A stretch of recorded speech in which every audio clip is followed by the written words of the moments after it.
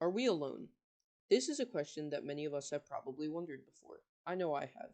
This question is the basis of so many stories like Star Trek and Independence Day, but even more important, so many studies, exploration, research.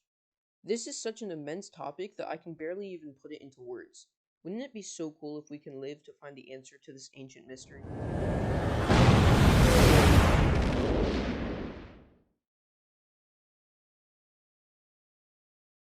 This is Earth.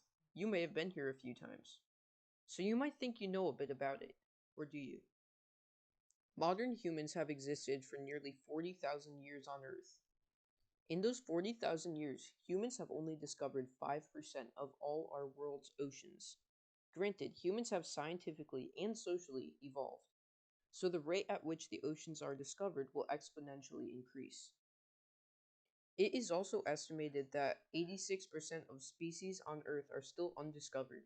Some scientists estimate that 1 trillion species are on our planet. This includes plants, animals, and microbes.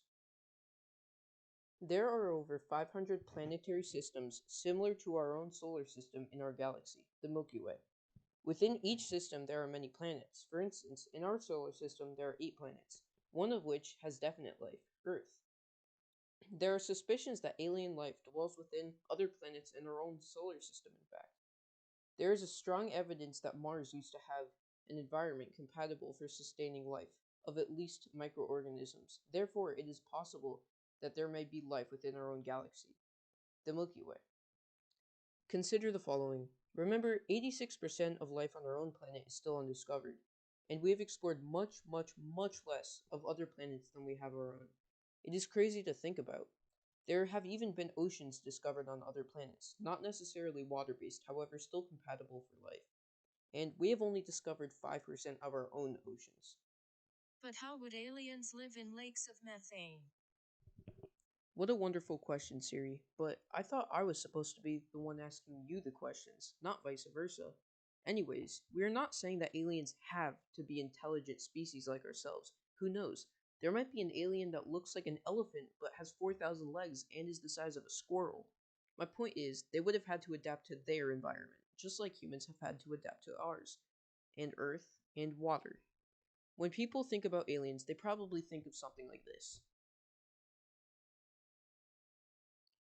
That's cool and all, but what scientists are also looking for are creatures possibly like these microorganisms.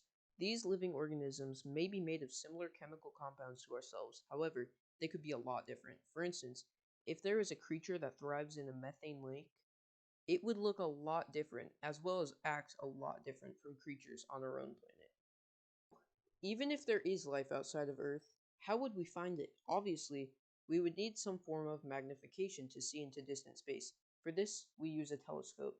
Not just any telescope, though, it would need to be a telescope that can observe non visible light. But why? Well, since we are dealing with great distances, we will not be able to observe physical creatures, which could be microscopic. Instead, we need to look for signs which indicate the possibility of life. These are things like the chemical makeup of the environment and the atmosphere of planets.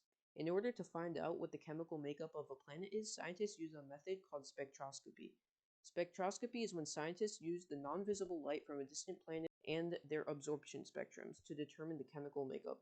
As you see in this image, there are vertical black lines. These represent the elements and compounds that have absorbed light. This is hydrogen's absorption spectrum. There are different patterns for every element. If the planet's environment is habitable, the next step is to look closer for biosignatures. Biosignatures are essentially any evidence that show past or current presence of life.